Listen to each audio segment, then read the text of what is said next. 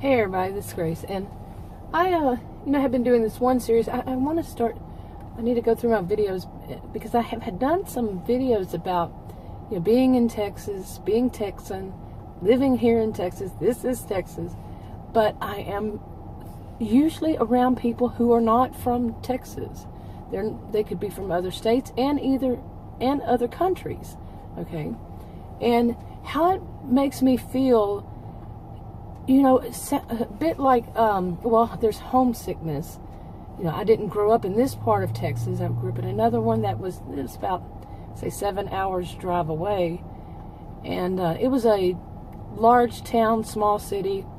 Say, when I was growing up, maybe 7,000, 8,000, I think maximum 10,000 people, population.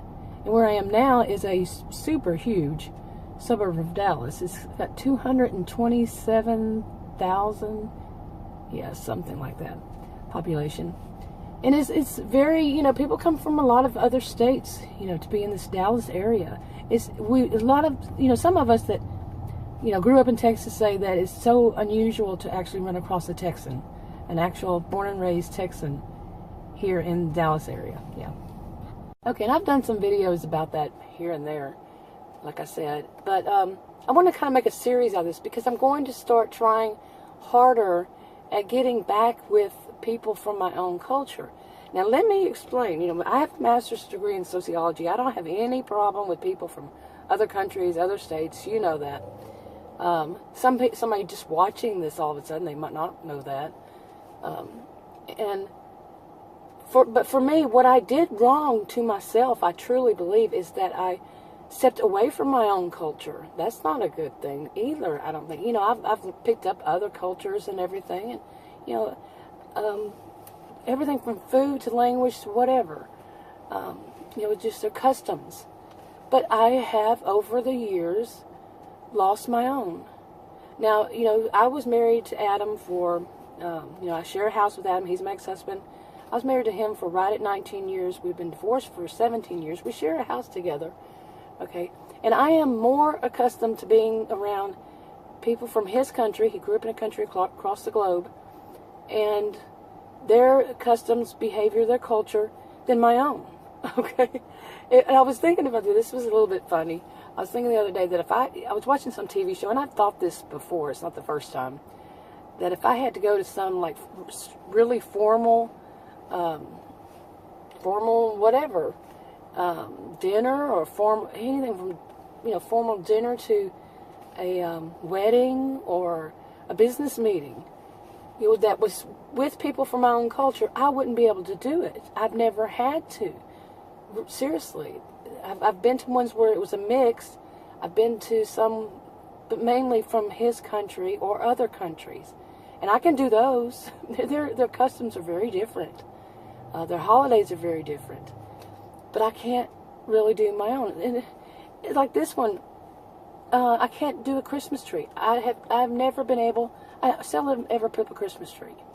Okay, but I grew up. My dad felt that it was a pagan ritual, which it is, and he wouldn't allow it. He was very strict Christian. Would not allow a Christmas tree, Christmas decorations in our home. So we never had them. We never learned to decorate. My other siblings, though, once they turned 18, got out of the house kind of thing, they started doing that. But I never did, because when I was 18, I married Adam, and they're not Christians. They don't celebrate Christmas. So it just never became habit for me. Boy, I'm doing stream of consciousness. I love doing stream of consciousness. And I think you get the gist of what I'm saying. I really had stepped away from my own culture, and I feel quite a bit like a fish out of water. I have for a long time. But there's another part of that, of being a fish out of water, is also I had been a career student. Some people call it professional student when I was younger. I think the last class I took as far as, toward earning a degree was in, I think, 2005. I was working on a PhD in counseling and developmental psychology, and I got major burnout because I had been a career student. I have more college, undergraduate and graduate hours than anybody I know. It was I went too far. And I got burnt out, never felt like going back. but I did take classes that were toward certification, but not toward, like I said, a degree. Anyway, back in 2006, I would say, maybe 2007, I made a decision that I was not going to, that I was basically, the way I told myself was I was going to take a sabbatical, okay, and for 5 years. Well, 5 years turned into more like 10, 11, something like that. But mine was not really, in a way it was to go out and see, outside world, but I was living in that outside world, outside of the college and university anyway. Some people seem to think that, oh, you live in the ivory tower, you don't experience life outside of it. Yeah, you do. Yeah, you do. Or the other people you're around do. If you live in a dorm or something and you really are just only there, not many people my age do. But I knew somebody who did. But, yeah, Anyway.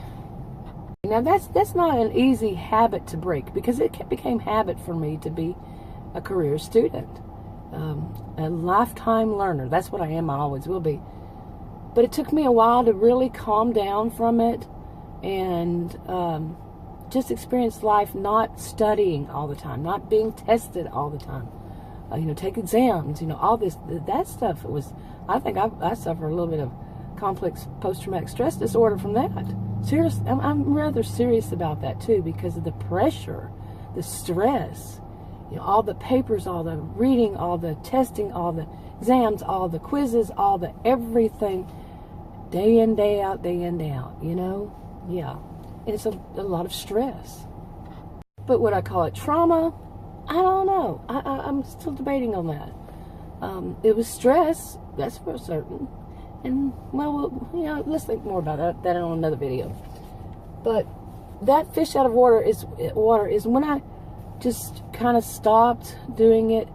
And it's like what was I doing? Who was I being? I wasn't being myself. What was I being? And lately I've been thinking, okay, I need to return to who I am. It's a bit like seriously, I don't know what to call it. I went on sabbatical. Yeah, I guess. I went on just a break from it all for many years.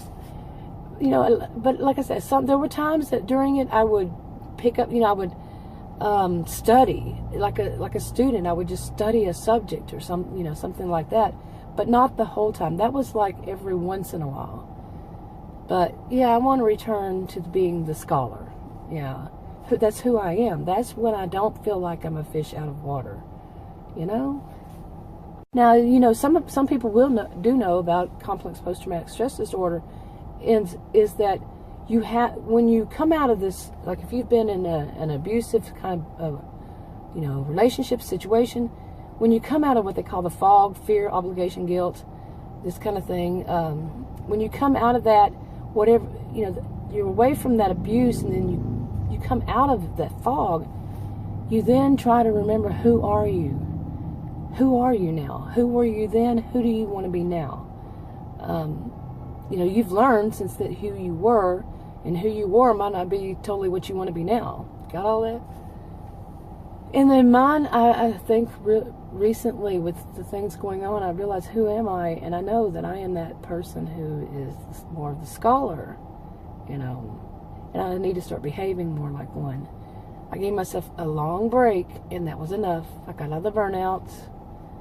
So now I'm to be who I am with all this knowledge. Yeah, All right, that's enough of my stream of consciousness for this to go with the flow. But I can't say my usual ending, so I'll just end this video. If you want to leave a comment, go right ahead. I'll talk to y'all later.